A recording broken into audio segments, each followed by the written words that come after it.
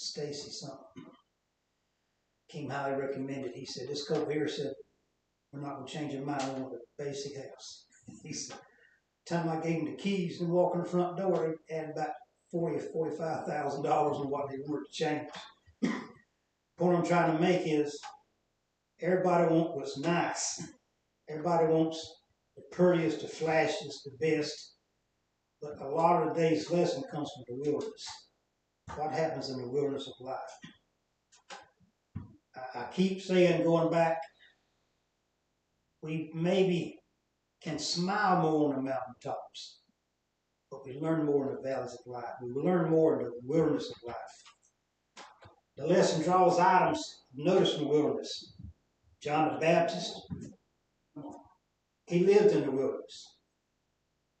He came preaching and baptizing in the wilderness. Christ was tested in the wilderness. Israel was in the wilderness for 40 years. Christ often retreated here. One of the multitudes was fed there. So there's a lot to be mentioned about the wilderness.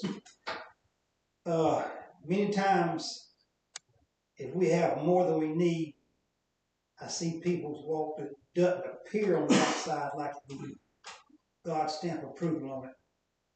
You know, I know a couple people that are fairly well off, and I'd rather have what I got and have their money because they don't seem to be happy. You ever seen somebody like that? First millionaire around in my life that I knew of, and at my first job, he started talking to me. He was a millionaire, and he said he had this, that, and the other. He had one home in the mountains. He spent part of the year there. One home down at the beach. He spent the other part of the year there. And I never even told me. He said, I have more money than I ever spent. He said, I'm not happy. Now, how can it be the man has more money than he needs, but he's not happy? Could it be maybe he's made something that wasn't God or wasn't intended to be God, his God? Most of the time we depend on that right rear hip pocket. So, but the word of Christ came from the wilderness, from the desert, through John the Baptist.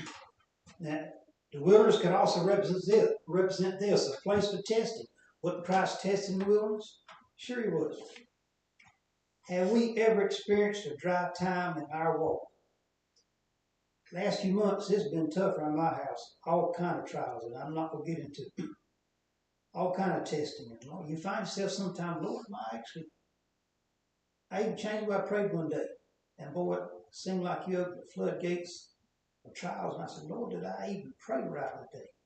Talked to Mans about it. She said, you prayed right? Yeah. There's a battle going on, gentlemen. Spiritual warfare like you've never seen it.